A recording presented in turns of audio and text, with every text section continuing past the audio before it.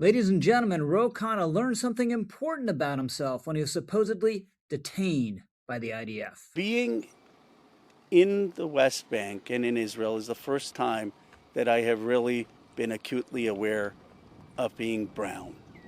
I'm Rich Lowry of National Review, and I do not want to talk about the underlying incident here, which has been covered very well and extensively by others, at least in part manufactured by Khanna himself, certainly exaggerated and distorted by him for his own purposes. I want to put that aside and focus on this comment we began with, which is so extraordinary and so telling. I think there are two big points to be made about it. One, I'll just hit quickly. Second, we'll dwell on for a little longer if you bear with me. So, the first point is if you think about it, what a wonderful thing. What a wonderful commentary about American society he has implicitly made here. This is the first time he's ever felt acutely brown. This is a child of Indian immigrants who came here, I believe, in 1968.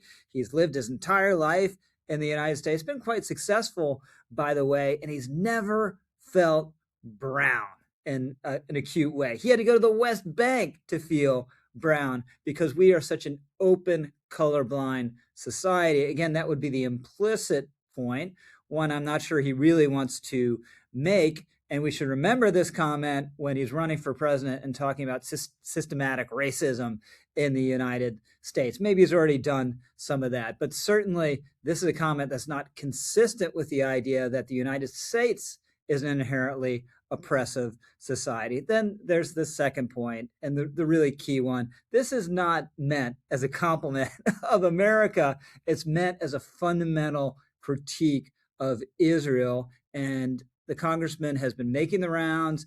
He did an interview with Hassan Piker, the left-wing influencer, and Piker got him to underline this point. You're a brown man in America. It's not like America has been all too kind to brown folk. You're from Pennsylvania, and you're saying that this was a different kind that you had. I believe you said something along the lines of you had never recognized your skin color as much as you did when you were traveling through the West Bank. I've never felt my race as much as I did in the 3 days I was in the West Bank. Never. You know, when I grew up in Pennsylvania in Bucks County, it was a middle class upbringing. So there you see Piker kind of teasing out the implications there. Well, Pennsylvania, that's pretty bad. But you're telling us, Congressman, that the West Bank is even worse for brown people. Now, there's a profound ideological foundation to this line of argument, to this critique of Israel. It relies on the idea that Israel is an apartheid society on par with the very worst of South Africa. It's this DEI construct, fundamentally, that Israel is white and the people that it is oppressing are brown. So if you take those two poles on the spectrum, Ro Khanna has realized he's with the brown people. He's realized, acknowledged for the first time, he himself is brown. All right, so let's unpack this. Let's start with the notion that Israel is a white society. The fact of the matter is that more than half the Jewish population in Israel are from places like the Middle East and Africa. They wouldn't be considered white in the United States, the so-called Mizrahi and Sephardic Jews, and they have the Ashkenazi. These are Jews from Europe. That word literally means German, but it refers to Jews of European descent. That's about 30% of the population. So this is actually, to use Ro Khanna's kind of crude term, a largely brown population in Israel. The novelist Leon Uris actually said the first time he saw the IDF marching, he thought it was the army of Puerto Rico. The setup of the hit Netflix show Fauda, by the way, is that the Israeli agents who infiltrate terror networks can do it because they're from Arab countries too. They fit in seamlessly, in part because they are also brown, to use Khanna's term again. The idea that Israel must in some sense be white is connected in the left's imagination to the charge that Israel is a colonial project. This also is wrong and nonsense. There was no mother country that was sending out the Jews to create this colonial outpost in the Middle East. No, these were people by and large fleeing countries that didn't particularly want them. And they're going to a place that the Jewish people have a profound and longstanding connection to. They weren't showing up in, say, Uganda, which was talked about for a while as a potential home for a location for a Jewish state. No, they're going to a land that was synonymous with the Israeli people, a land where they'd had a presence for an extremely long time, since the time of Abraham, and a place that is the locus of their religious faith. Now, what about other brown people in Israel? I should have mentioned, by the way, that about 2% of the Jewish population is from Ethiopia. These are black Jews. Then the overall population, 20%, is Arab. Now, Israel is a democracy that gives its Arab citizens full political rights. They vote in elections. They have parties that sit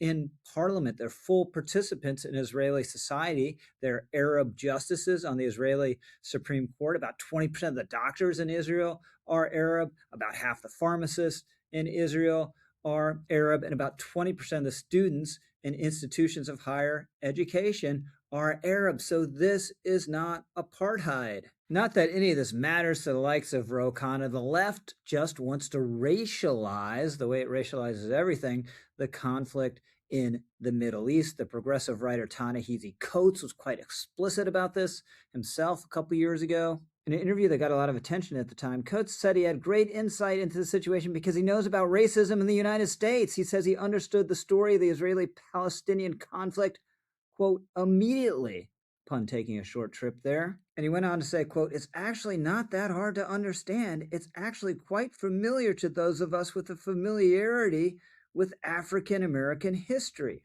But the comparison with U.S. race relations at the very worst is completely inapt. Israel has legitimate security concerns. If it could be assured that a new Palestinian state on its border would be peaceful and accept its rights to exist, it surely would accommodate it. In fact, Israel offered the Palestinians a state twice, in 2000 and 2008, rejected both times. Israel ended its occupation more than 20 years ago of Gaza. How did that turn out? Tried to accommodate Hamas in Gaza. How did that turn out? If Israel were fundamentally interested in oppressing brown people, it would oppress a large part of the Jewish population in Israel itself and oppress Arabs in Israel, which it doesn't. Now, it's often said as a critique of Israel for some reason that Palestinians in the West Bank and Gaza can't vote.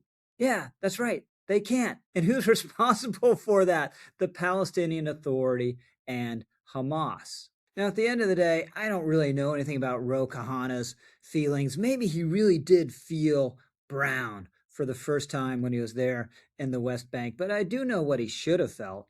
He should have felt ashamed of his own cynicism and his smears of Israeli society. Hey, by the way, do yourself a favor. Comment, like, or subscribe. I guarantee you won't regret it. I'm Rich Lowry, over and out.